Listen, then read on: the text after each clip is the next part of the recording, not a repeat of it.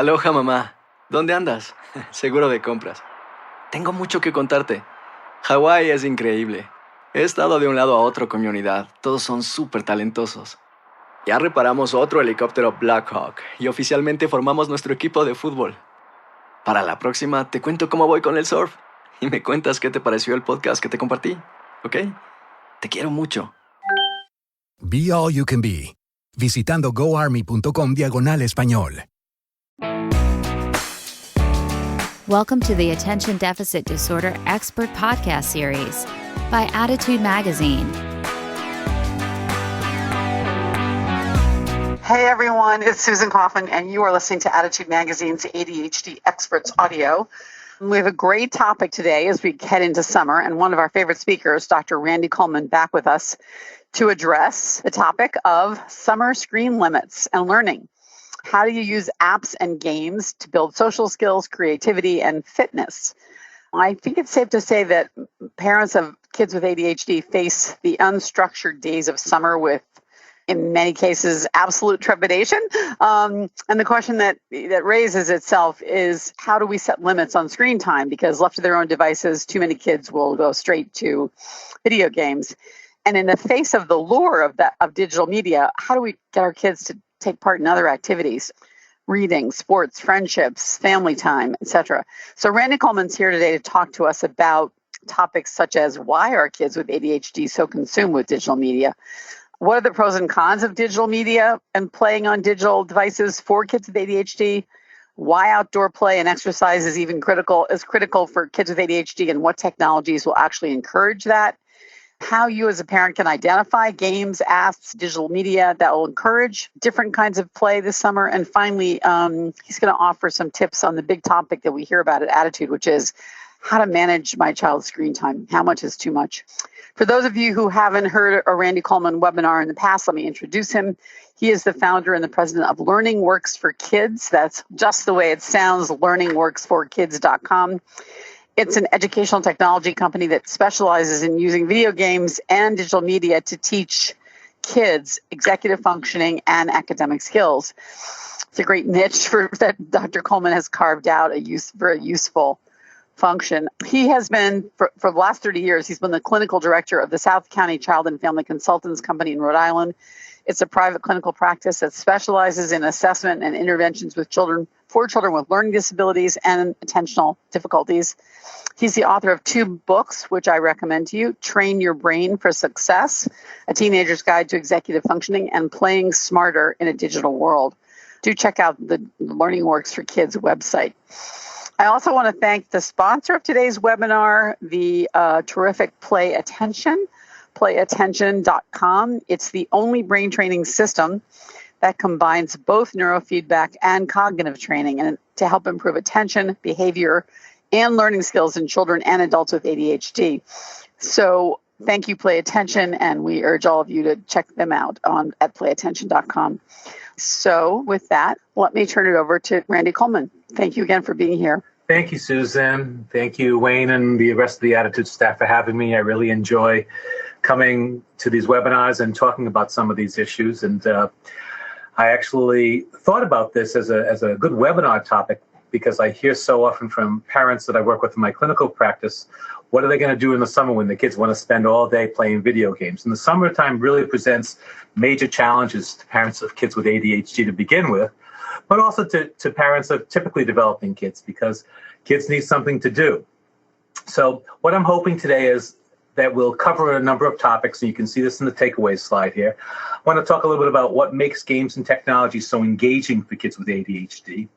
I want to make sure that you understand, no matter where you are on this issue, that digital play is here to stay. I mean, you've got to do something about it. You've got to deal with it in one way or another. If you're a parent, if you're an educator, if you're a clinician, you got to know something about it. You have to do something about it. I want to make sure that we talk about how during the summer and really all year round, exercise is so important for kids with ADHD. And really, I'm going to connect that to how you can use technology and to encourage that. That I'm not going to, I'll give some research about the importance of exercise, but really how we can connect technology to exercise. I'll talk a little bit about some of the best games and apps for the summer. And what I mean by that is I want to talk about some of those skill sets that kids with ADHD need to be able to develop, and how the summer affords you the time and the opportunity to spend the energy, money, if necessary, and whatever else you need to do to make those things happen for these kids. And then lastly, we'll talk about controlling screen time. We'll talk about screen time limits. It's a big issue, one that, again, is important in the summer and all year round. So before we get into the meat of the topic, let's just talk a little bit about the importance of kids' play. I mean, this is how kids learn. I mean, this is there are books titled "Play Equals Learning." Particularly for younger kids, it's the way that they learn. It's the way they learn. They copy people. They learn to share. They learn to do all kinds of things. It's crucial for their social and emotional development. And in today's world, one part of play is clearly what we call digital play. At Learning Works for Kids, we talk about the importance of digital play. And when we first started Learning Works for Kids, probably 15 years ago, we primarily talked about kids playing video games on consoles. Well, digital play is totally different from that now. In fact, kids under the age of 8 spend most of their time, 65% of the time, in fact, watching YouTube videos. So that's their form of digital play. So digital play has become very, very different. Digital play is different because of the access to digital play. The average age of a child getting their first smartphone now is 10.3 years old. Can you imagine that? 10.3 years old. I remember holding off with my oldest child until he was 16 before he could have a dumb phone. Okay. Nowadays, kids at 10 years old are accessing the world through their phones. And essentially, kids are involved with technology. There's really no choice. The Kaiser Foundation has done some great studies. Common Sense Media did a recent study where they found that kids are spending between 6 and 9.5 hours per day on screens. Teenagers, 9.5 hours per day. It's a fascinating study. Check it out at Common Sense Media. So you don't have a choice if you're a parent or an educator or clinician. Kids are involved with technology. You got to do something about it. You got to understand it. You got to be finding ways to make it helpful for your kids. So, one of my favorite topics that I like to talk about, one of the things that I hear about in my office without asking ever, is Minecraft. Kids with ADHD, for some reason, really love Minecraft. Well, there are some real good reasons, actually. Part of it is the sandbox nature of the game. It's set in an open world, so you can do anything you want. And kids, when I ask kids with ADHD why do they love Minecraft so much, they mostly say, well, because I can do anything I want. There's not any particular rules that they can have. They don't have to have particular goals. They don't have to have a particular direction to go. They can discover things. They can construct things. They learn things. It's easy to get better at Minecraft, so they feel good about that. They can be creative. They have some control over things. Minecraft is also fantastic for kids with ADHD and kids on the spectrum because they can share it with others. They can play it with others, which is true for many games. But one of the things about Minecraft is kids love to talk about it. They love to demonstrate to their friends what they're doing with it. They also love watching Let's Plays, those videos that your kids are going onto YouTube and watching other people play Minecraft and other games. They love watching those things, and they share those with their friends as well, so that all the kids seem to know about that kind of stuff. So Minecraft is a great example, I think, of why kids with ADHD love video games. So there are a lot of other reasons that kids love video games. One of the things that we talk about at the Learning Works for Kids website is the idea of engagement, and that's now. So it's and keep in mind, I'm not talking about engagement. I'm talking about engagement. It's got an M in there. And when we talk about engagement, we're talking about this cognitive and emotional immersion in the game. You've seen it with your kids. It's like they're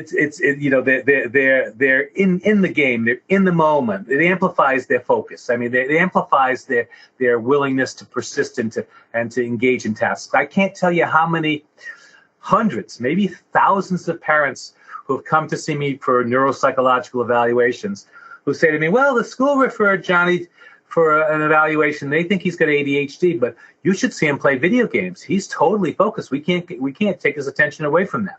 And that's, in fact, actually how I got interested in this to begin with 20 years ago. When I kept hearing that time and time again, I began asking myself, how are we going to take this immersion in games, this what I later called engagement, and use it to help kids to learn skills outside of the game? How are we going to make game-based learning into real-world skills. So that's really what we've been doing at Learning Works for Kids, and that's why we're trying so hard to help parents of kids with ADHD to be able to do that. Because unfortunately, even the great games out there don't do that directly.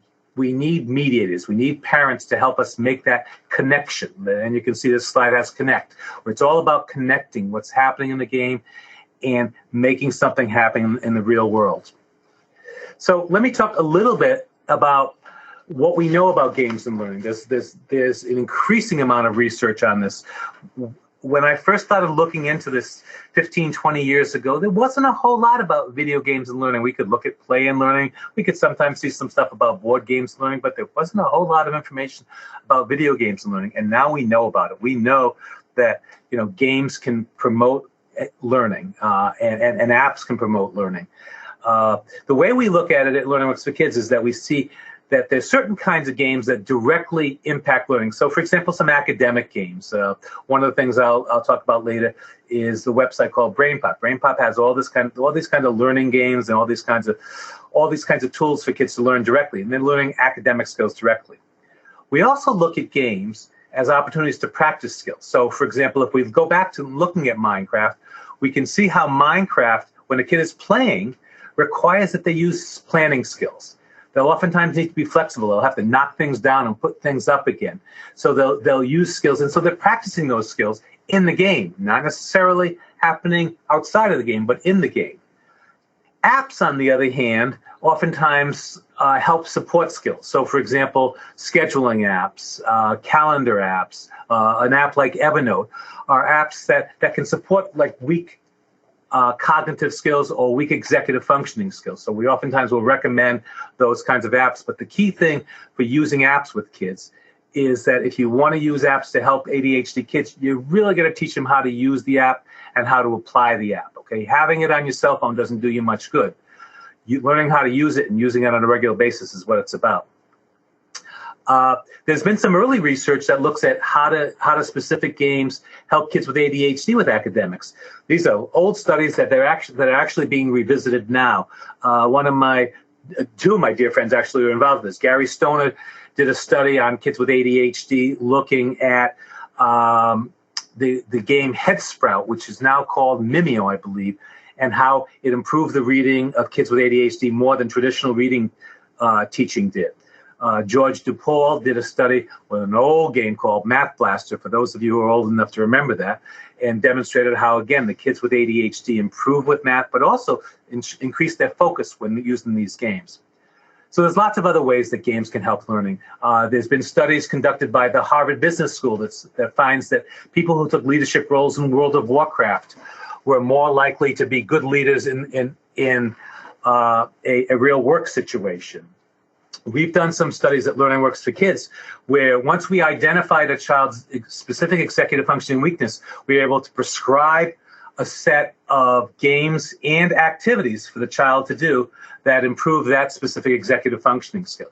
There was a study done on the game StarCraft that indicated that it improves kids' cognitive flexibility. So we're seeing all kinds of ways that games can improve learning. And specifically, there are other things that look at other thinking skills as well. So games can improve processing speed as well. There's been a whole bunch of studies done by Sean Green and Daphne Bavalier, which you can see on the top piece, the increasing processing speed. They've done a series of studies looking at action-based games that can improve processing speed. Working memory studies have been done predominantly around the tool CogMed. And again, many of these studies indicate that these short video games can improve both visual, spatial, and verbal working memory. So we see a lot of games that can improve these skills. Now, there are concerns, okay, and legitimate concerns about this. We know that kids who spend too much time in front of a screen are more likely to be obese. Most of this is based upon television studies, not about studies done with video games. One of the most interesting studies was done by Andrew Shabilsky, who's a psychologist over in the United Kingdom. What he found out was that kids who played video games for more than 3 hours a day showed a deterioration in their academic performance and in their social emotional functioning.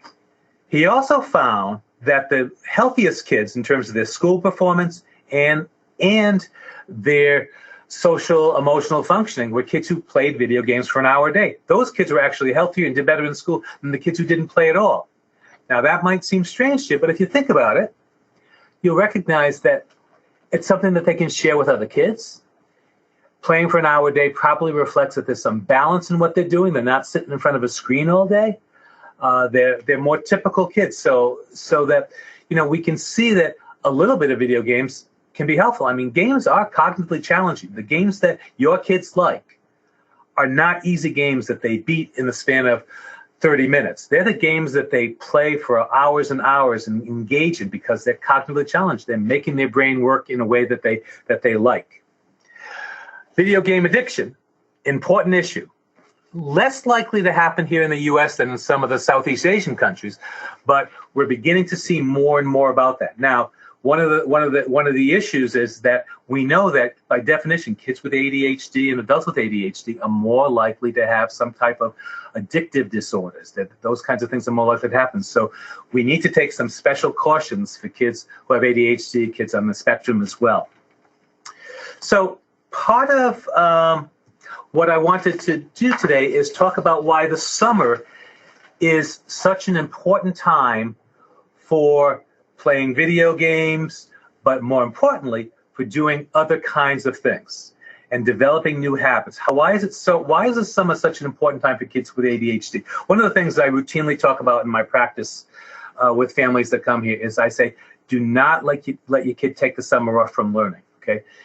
Many kids with ADHD who may have learning issues and other concerns will fall behind. People have written numerous articles and there's great research on what we call the summer slump, that kids leave school in June and come back in September behind their peers, particularly those kids with learning and attentional issues. So the summer is really an opportunity to work on things. Interestingly enough, it also gives you enough time to build a habit. There's some pretty cool research that indicates that you need about 66 days. Now, obviously, this varies depending upon the habit and other kinds of things, but you need about 66 days in order to build a habit. Well, guess what? Summer vacation is about 66 days. And if I had to tell you the one habit I would like to build in every kid with ADHD, it would be that they exercised every day. And if you want to get enthusiastic about this, go get a copy of John Rady's book Spark. Okay, and that's Spock in Rhode Island. It has an A and R and a K in it. It's not like Dr. Spock from Star Trek. In Rhode Island, we speak a little bit differently. But get that book, and you can read about many of the studies, and it's very well written too. It's not a scientific book. It's really meant for lay people.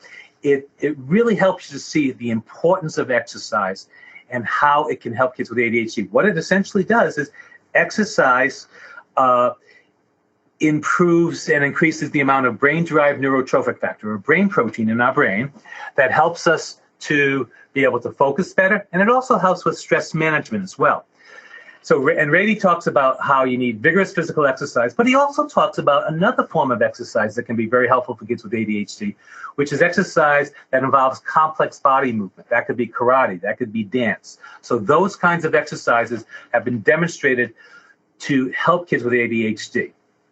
Rady's study is, I don't want to get too much into Rady's studies, but basically what he did is he compared a group of 100 kids with learning and attention issues who got vigorous physical exercise before school to a group of kids who didn't. And the effects were dramatic. And I encourage you to go read the study on your own. I'm going to show you a couple of slides here, but I'm going to jump through these real quickly because the point I'm really trying to make here is that exercise is so vitally important to kids with ADHD. It helps kids to improve. It helps kids to improve executive functioning skills. Exercise has been demonstrated to help kids improve working memory skills. There's data that suggests that it helps with cognitive flexibility, self-regulation skills. It's not just making your kid tired. It's not just kind of getting your kid to get his or her energy out. It's not that. It's really a whole lot more. It's changing brain chemistry. It's a fantastic thing to do, and the summer is an opportunity to do it. In terms of developing a habit, I don't have time to get into that today. I recently wrote an article that you could find at tokaboka.com. They make Tokaboka games on using exercise, building the exercise habit during the summer. I don't know if the article is up yet. I actually haven't checked, but it will be up. If it's not up, it'll be up shortly. I encourage you to take a look at that. It'll give you some real good ideas about how to actually make this happen, because making something into a habit is not the easiest thing in the world to do, as all of us know. But if you can get your kids to exercise over the course of the summer and keep them doing that, it may be one of the single best things that you can possibly do for a child with ADHD. And here's another slide, again, just telling you even brief amounts of exercise have been demonstrated to help kids improve executive functioning skills. So there's some pretty compelling data here. All right, so I'm here to talk to you about games and technology, not so much about exercise, not so much about building habits. How can you use games and technology to do that? Okay, so on the one hand, if you want to be a skeptic, you can say, well, you're going to tell us to just let the kids play video games and sit in front of the screen all day? No, not at all. But there are lots of ways to use technologies to help kids in these areas. But, and this is the big but, the but is that it won't generally happen naturally. There are a couple of things that seem to happen naturally. For example, kids who play sports-based video games, like playing soccer or basketball games, tend to go outside and play those games more. That's just how it is. It's the data may be correlational, but we see these kids actually increasing the amount of time that they go out and play those games.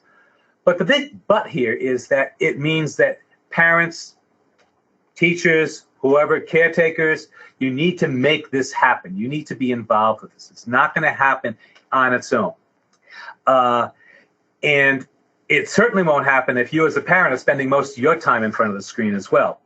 So one of the things that you really need to do is you need to become active in this. So if we're going to do something, for example, let's take the nature and animal TV shows and videos. One of the things that I encourage parents to do with their kids is to let them watch. And they're a great show. Watch some nature and animal shows on TV. If you can, find some that might relate to the area that you live in, that might encourage the kids to want to go out. If you live near the ocean, watching stuff about fish and shells and sharks and stuff like that, and going out in the ocean and going and trying to discover, and walking and exploring can be helpful. Using fitness trackers and smartwatches, that's another tool that you can use. Again, though, give your kid a fitness tracker, that's probably not going to do anything other than they might say, oh, I took 5,000 steps today. If you can engage in some type of competition amongst family members to see who takes the most steps in a day or a week, and that person gets to pick out the restaurant you're going to go to, or a movie that you're going to rent, that could be helpful. So you have to find ways to make that happen. Exercise and yoga videos, those are fantastic. There's so many of those on YouTube and other places. I mean, it's just fantastic. As an old guy now, I'm starting to do more yoga. So that's the way I do it. As I watch yoga videos, I sit in my workout room and I do that. And by the way, I'm talking here about exercise, and I do want to say this. I'm giving myself a pat on the back for being an old man here. As I exercise 6 or 7 days a week, not nearly as hard as I used to, but because I really believe in it. So when I tell parents and kids to do this, I'm not just telling them it's a good thing to do. I know it's a good thing to do. And it helps with all kinds of things in your life, whether you have ADHD or not. So kind of doing these kinds of things is super important. Here's some other ways and other thoughts about this. Pokemon Go, which was the rage last summer, less so this summer, but it certainly requires that you be active. I mean, I saw lots of families were coming into my office last year, and there happened to be a lot of Pokemons in the playground that's next to my office. So they would be out there walking and exploring. Some parents were talking to me about how if they went at a certain pace riding their bikes with their kids, they could find more Pokemon Go's that way. So Pokemons that way. So they would do that. And it was wonderful for increasing exercise. Digital cameras. What a terrific idea to get your kids outside, going on a nature walk, taking pictures, taking videos. Kids love taking videos, posting those videos. So again, you're using that technology to get kids to get outside and do something with it. You're encouraging them to make something of their technology while they're outdoors exercising. Fidget spinners. Well, I'm not so sure about fidget spinners. do they work? Is there any evidence that they work? So one good thing I can tell you is that I have agreed to work on, and I've been working on this actually, to write an article for Attitude Magazine, and hopefully it'll be up shortly, on fidget spinners. And I've been doing a whole bunch of research on it, both in terms of the actual literature, the psychological literature on, there's not too much literature on fidget spinners per se, but on movement and other kinds of activities. And then I've been conducting my own qualitative surveys. So I've talked to probably about, maybe 12, 15 kids at this point, and I probably will have about 20 before I'm done, who use the fidget spinners, and talk to them about it. All I can tell you is that most of the kids, when I talk to them, when I ask them, do the fidget spinners help you to focus? They tell me, not really. So wouldn't include those in terms of an outdoor activity or exercise at this point. So as I was saying before, the summer is really this great opportunity to do things with kids with ADHD because you have so much time to do it. And in my practice with kids with ADHD, I've identified a few things that I find to be really, really important to work on, because that takes some time to develop over the course of the summer.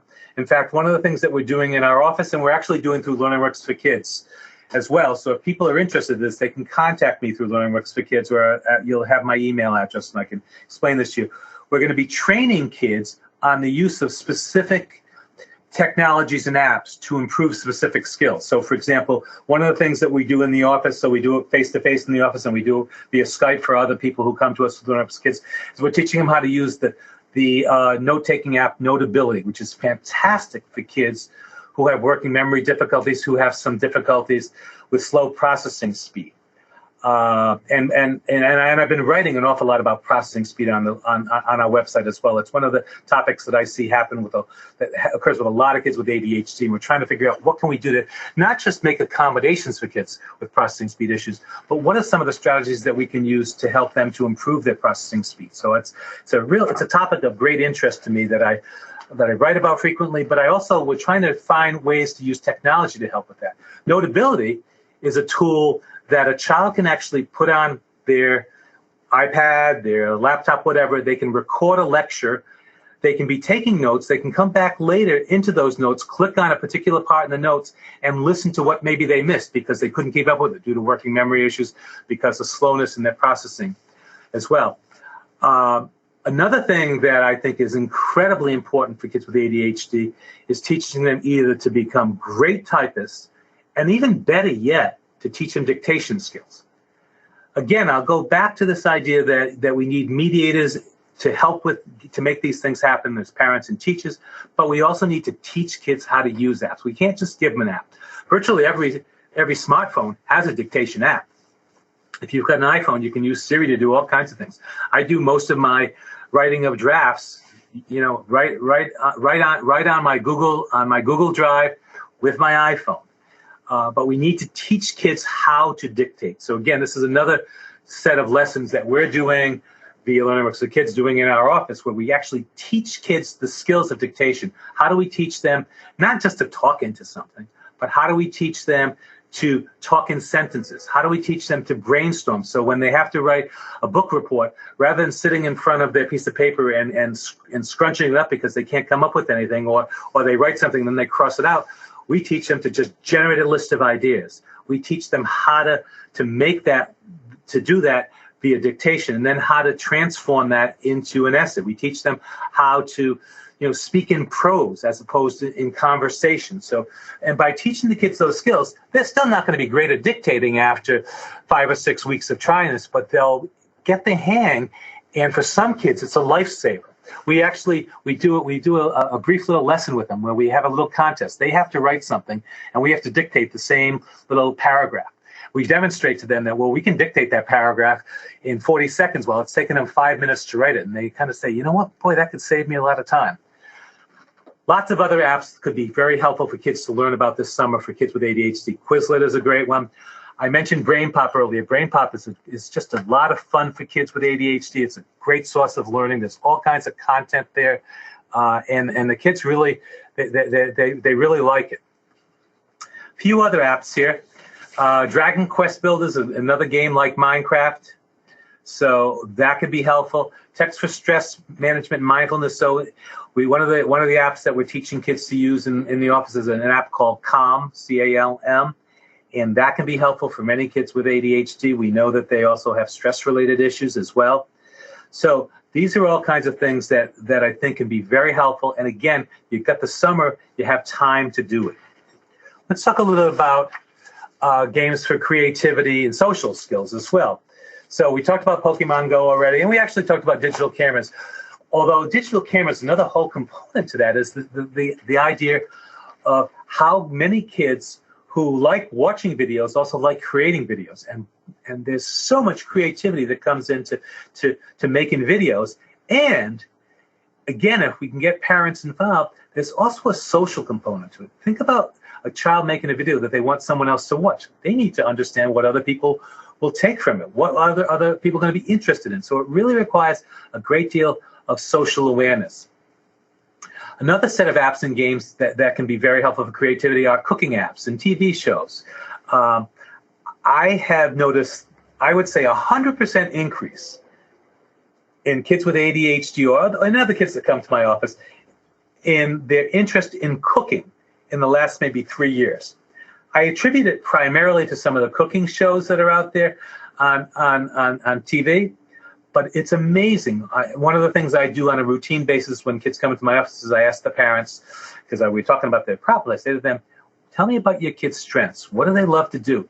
And I hear about cooking all the time. So cooking is a great opportunity for being creative. It's really a wonderful opportunity to also take care of your health in some ways, which we know is really important for kids with ADHD as well. And we'll go back to the old standby, Minecraft. It's really there. It's a great game. It's a wonderful opportunity for learning in the summer, as long as you can set your limits on it. And this is just before I get to the limits, I just real quickly talk. I've really talked about all these kinds of things before. That this is basically all about the need for parents to get involved. You know, we do much of that as much as we can on the Learning What's for Kids website, where we actually have games. We call them Play Now games, where the kids watch a video that tells them the executive functioning skill they're going to use the game, then they play the game. But as much as you can, I think that it really involves that if your kids are involved with technology, you got to be involved. You got to learn about what they're doing. You got to see how can you transform that game-based learning into real-world skills. But you may have to set limits. So in the summer, kids have more free time. Should they have more screen time? Well, I would say this. If they got more free time and they're doing other things, if they're more active outdoors, if they're going to camp, if they're doing other things, giving them a little bit more screen time than you might normally would be important.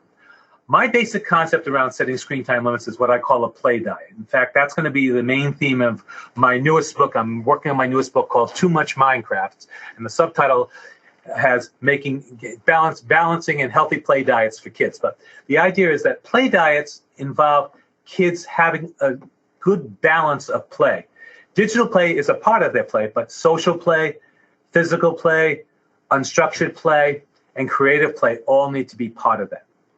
Another way that you can set screen time limits is you can curate the content. You can choose the content. All screen time is not alike. There's some screen time that's really pretty good for kids. There's other screen time that's horrible for kids. You can also use apps and tools to restrict screen time. To restrict screen time. So one of them is an app called Screen Time, another called Habits. Both are really good for kids with ADHD. They are wonderful tools, I think, to help parents to reduce some of the arguments and conflicts that parents will have with kids around screen time. So this is a slide on the play diet. And you know, if I can emphasize this a little bit more, if at an early age you can help a child have a healthy play diet, and by the way, that means that you as parents need to have some kind of healthy play diet as well. If you spend all your time in front of a screen or all your time working, and because play is important for adults as well, there's not going to be much balance there. So the idea here is that we have some proportionality in this, but that we don't eliminate digital play because we think it's bad. In fact, it's not bad. It's just too much of it is a problem because it takes away from other forms of play. So it's a little bit like exercising just one part of your body. And so we try to really work very hard to do that. To the degree that can do to set a healthy play diet, your kids are going to just do better. this is a quick guide for screen time, and the guide is primarily for what I would call recreational screen time. As you already know, your kids are doing much of their homework on screens, a lot of their communication with their peers. They don't get on the phone anymore. They text. I mean, try and make a phone call to a teenager. They won't pick it up. If you text them, they'll immediately respond to you. So, so screen time for kids is a little bit different than it used to be. So this guide for screen time is really primarily around recreational screen time. We've kind of created you can download this at our website in a PDF form, and it's really designed to help you recognize the developmental features of screen time as well. As kids get older, they need more screen time. They need to be more in charge of what they're doing. They need a little bit more independence and autonomy as well. Okay, so I guess I'm going to stop here, Susan. Great. Thanks, Randy, so much. I want to come back to this, your recommendation on exercise. And I wanted to ask the listeners to post any questions they have about how to encourage exercise in their children, or what their own personal dilemma might be about that topic. What is keeping your child from exercising?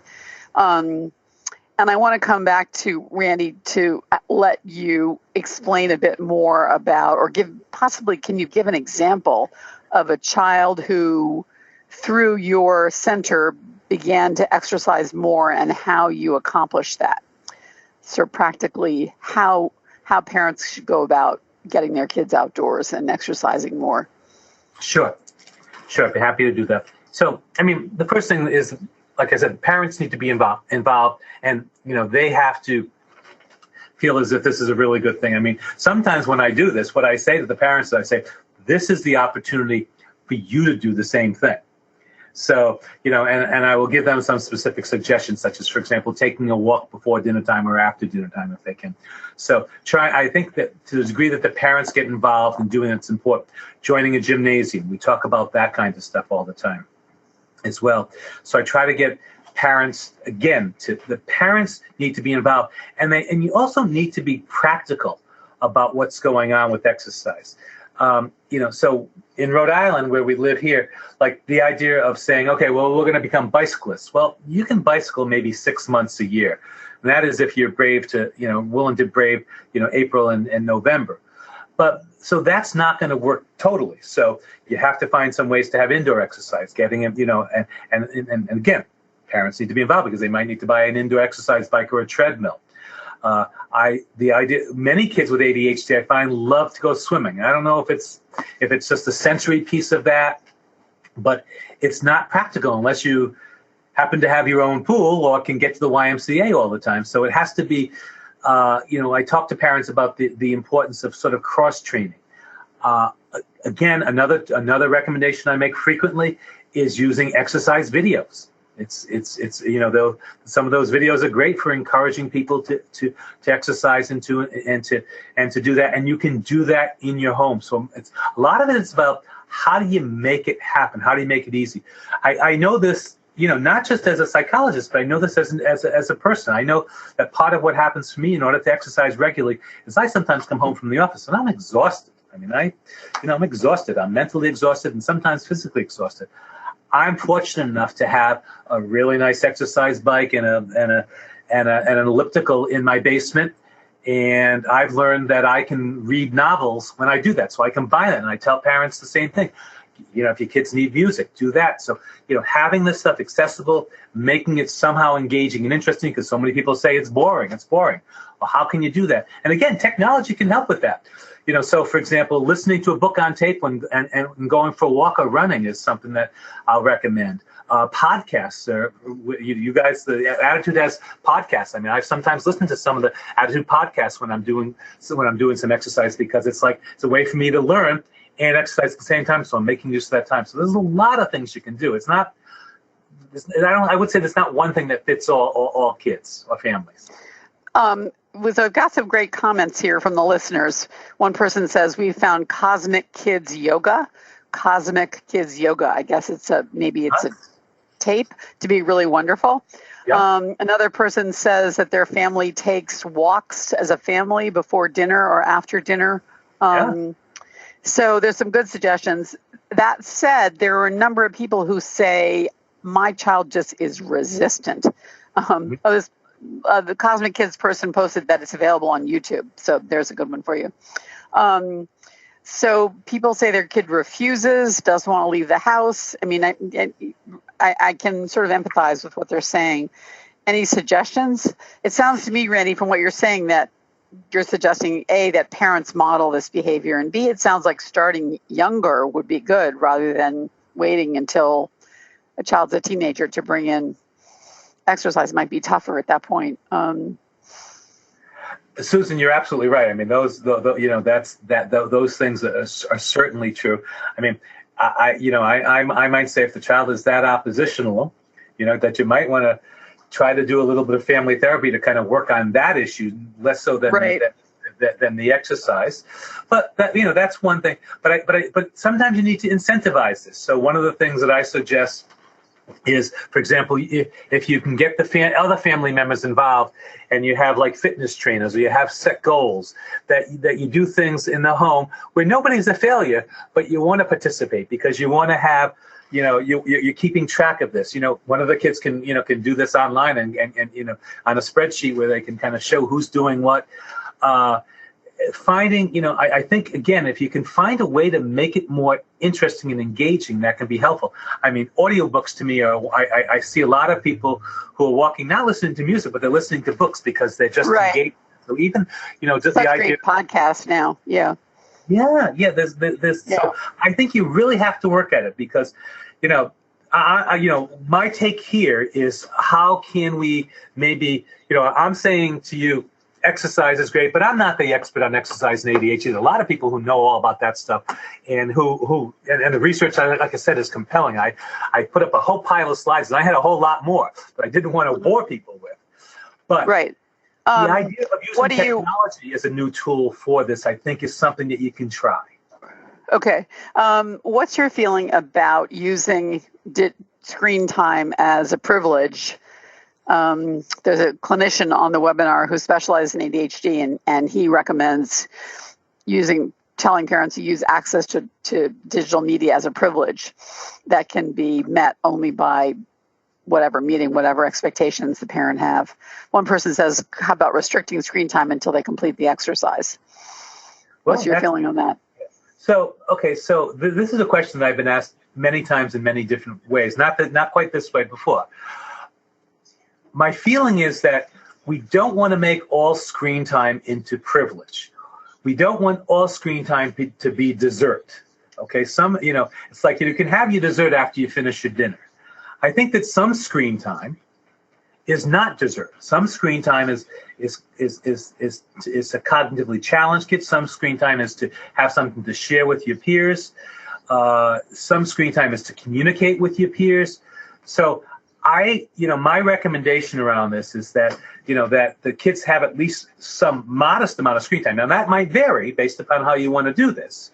But I think that to paint screen time as sort of like, oh, this is just some kind of extra thing and not part of a life is to put it in a negative light that unfortunately I think people have had for many years, and I just don't think that's necessary. I understand why people choose to do this because it's incredibly rewarding and very powerful. So, but what I'm suggesting essentially is that you can still make it rewarding. If the kid really wants to be on screen time, you might reduce it from an hour a day to a half an hour a day and say you can earn another 45 minutes a day or even another hour a day when you do this and that. So having it be absolute. There's an interesting suggestion here from Kyla, who says, our families had great success using a collaborative problem-solving approach regarding refusing to do things. Kids with ADHD can be chronically inflexible, and we found that planning the daily schedule together in advance so the child can see when they have screen time or other activity curbs a lot of the refusal or meltdown. So I guess the concept here is plan out the day, and there's so much exercise, so much screen time, so much whatever. And heading off the refusal that way. Does that make sense to you? Yeah, well, I mean, that sounds, I mean, the stuff that Ross Green has done, and I'm blocking the co-author's name. Why am I blocking this co-author's name? Yeah, no, I know. I know what you mean. Ross Yeah. Green. Yeah, again, thinkkids.org is a really good site for looking at that kind of oppositional behavior for people who want to go take a look at that. But he wrote The Explosive Child, and Right. He's amazing. It's on my bookshelf. Yeah. I can't find it. There's too many books here Right. to find. Okay. Yeah, no, absolutely. So, listeners are quite intrigued with the concept of using apps for processing speed and working memory, and wondered if you could elaborate somewhat on that topic. Sure. So, think about it this way for just a minute. I'm not necessarily saying that we're going to use apps that the app itself is going to make the kid be better at processing information across the board. I'm talking about using an app as a pair of glasses that will help he or she to do better. So, for example, dictation is an incredible opportunity to improve processing speed when it comes to writing once you learn how to do it. Same thing with making a kid an extremely competent typist. Now, there is some data that says that certain types of action video games can improve processing speed and can help with that kind of stuff. My guess is, and this is purely a guess because I don't think we have data on this, although there's a series of studies that suggest this, but my guess is that it improves processing speed very modestly.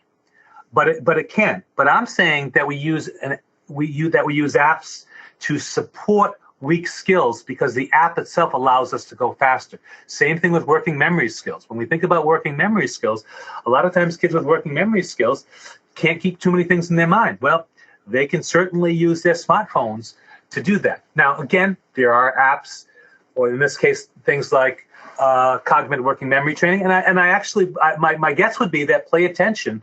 I don't know quite enough about Play Attention, but Play Attention would be another tool that could improve that same type of skill by improving those kind of cognitive processes. That's going to be likely to be able to improve a little bit of processing speed, a little bit of working memory. Keep in mind that part of what goes on with kids who have difficulties with processing speed and working memory issues is that sometimes they're not totally paying attention.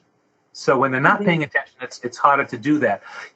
I like I was saying before, I've written a whole series of articles. I almost feel like writing a book about processing speed over the last. I think it's pretty misunderstood as a key issue with ADHD, right? Yeah, it really is, and it's like, and so we're looking at the things like the causes of slow processing speed and strategies that parents and teachers can use, and actually stuff for kids as well to kind of help them to understand it, because a lot of times kids don't understand it. My biggest concern as a clinician who works with kids with slow processing speed is the low self-esteem. They tend to really beat themselves up. They call themselves stupid and dumb because they just don't do their work as fast as other kids, and they may be able to do it even better than the other kids. They just don't do it as fast. So that's really upsetting when I hear that. It is. Well, that's the key issue for so many kids with ADHD is internalizing that there's something wrong with them. A suggestion here from a listener, and I think it's an app called Safe Family, which she said is working really well for them as a screen time and monitor. Do you have any other thoughts on the question of using technology to manage screen time? I think for some families it's fantastic, and I think that a lot of times it avoids many arguments.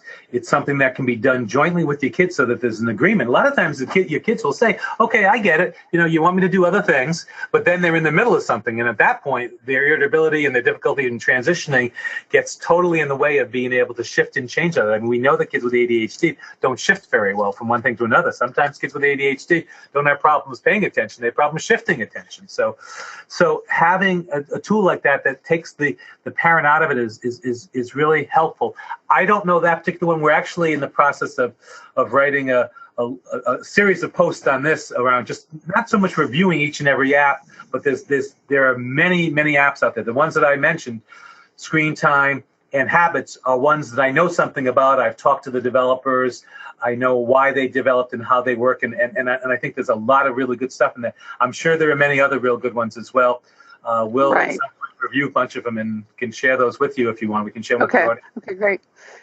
I was very intrigued by your description of helping kids learn to dictate as a way to speed up writing. I think that absolutely is inspired, frankly, because everyone speaks more fluently than they write in many cases. Can you speak further about encouraging kids to write more effectively? It seems it's something that many people listening in are interested in, and it's certainly something we hear a tremendous amount about at Attitude from teachers and parents both. Helping with writing skills. Yeah. So what we did here in my clinical practice, and what we're doing this summer on LearningWorks for Kids via Skype and Google Hangouts, is we're training kids to use dictation devices. We in the office we did a 4-session. We did a 4 sessions of kind of training the kids, and it's very systematic in terms of teaching the kids first just basically to be able to talk into their phones, teaching them some basic skills about creating sentences and paragraphs and stuff like that, having them learn to dictate by reading stuff that they've already written into that, and then teaching them to speak in sentences and teaching them to kind of go from a series of sentences into some type of editing. So it's kind of a systematic approach to doing that. What we're finding, and what I hear all the time in my clinical work, is my kid's got great ideas. He can't get it on paper. So, and what happens, I think, for a lot of the kids is they don't even want to try to jot down their ideas on paper. They just want to, they wish it could be done, and so they avoid writing. It causes frustration. It causes a lot of fights at home. So I can tell you that. I think I hear more about fights when it comes to writing assignments than I do about anything else when it comes to the kids with ADHD and learning issues. So really, yeah. So that's sort of what we're doing. I Susan, excuse me for saying this, I think it's an inspired idea too, because I just think that if we, that we should be thinking about that in terms of teaching kids writing skills. Right. But no one knows how to do that. If you go even onto the Nuance site, which are the people who develop Dragon Dictation, they don't have anything like that. If you want, I could share some stuff with you, about stuff that we've written about how to do that, because I just think that it's be so valuable for many kids with ADHD. I mean, 60% of kids with ADHD have some kind of writing issues. That's a huge amount of kids. Yes. No, it's a very big thing. So, is there a specific tool, dictation software that you use that you like, that you think works best? We're just using what we taught kids on was just using Siri on their iPhones. But it's not the dictation tool that's important. I mean, what we taught them to do is to use Siri in a Google document so that it's immediately on their computer. And it's so simple to do. It is the simplest thing, but it's not simple to learn to dictate properly. If you took a dictation of our conversation right now, it would be mumbo jumbo. It really would not make much sense. It would be there'd be all these pauses. There wouldn't be any periods. There wouldn't be any form to it. So you have to teach kids to speak. So when I actually demonstrate it to kids in my office all the time, I will grab my cell phone and say, I am going to teach John how to use dictation skills, period. The first thing I want to show John is that he needs to be able to speak clearly, period. The next thing, and so but we have to teach kids to do that. So that's what we do. Sure. That's interesting. Yeah. Question from someone who's intrigued by using Siri with a Google Doc. Can you explain a little bit about that? I think every Google Docs, which are so useful, are a bit mysterious to many people for obvious reasons. If they have Drive on their phone, I'm doing it right now, okay? If they simply go to their Google Drive on their phone, okay, and they want to create a document, they push this little plus button on the bottom. It says Google Docs. You click on that. I mean, I'm not the best person to give tech advice, but I can do this one, okay? I go to the Google Docs, okay? And at this point, on my keypad, there's a little microphone towards the bottom left next to the space bar. If I simply push that microphone, I start talking into this. In this case, I would just be making the title of my document. Then I would click on that, and then I would just talk. It's really easy. Huh. And so then the idea is that the child can then edit what appears there, right? Well, yeah, but if you start with a conversation like what we're having, that's again where the training needs to come into place. Okay. You could talk, but talking is very different from dictating. Okay, got it. All right, yep. That's the part where training needs to take place, and that's the part that schools are missing. That's the part that most psychologists, I mean, up until the last couple of years, that's all I would do. I just say, oh, this kid would benefit from learning dictation skills, and I put it in my report, and that would be the end of it. Mm-hmm. And I realized that wasn't helping anybody. They needed to learn how to do it. Learn. Got it. Okay. So everybody, we are so out of time. We're over, and this has just been so interesting. Thanks to everyone, and thank you so much, Randy, for everything that you've done, all the help that you've given so many parents on Attitude. It's been really great. So we appreciate it, and thank you to Play Attention, our sponsor. Bye, everybody. For more Attitude podcast and information on living well with attention deficit, visit attitudemag.com. That's ADDITUDEMAG.com. Whether you're looking to build a website for your business, your hobby, your podcast, or just for fun, Peer Networks is your go-to web hosting partner. Not only do we have the lowest domain price in the industry, starting at just $11, we've got hundreds of stunning website templates to help you stand out from the crowd. You're not a techie? Not a problem. With our easy DIY site builders, you can launch your impressive website without any technical know-how. And when it comes to security and updates, don't worry, we've got you covered. Our 24/7 US-based customer support is the best in the industry. Check out pair.com today to learn more. PAIR.com.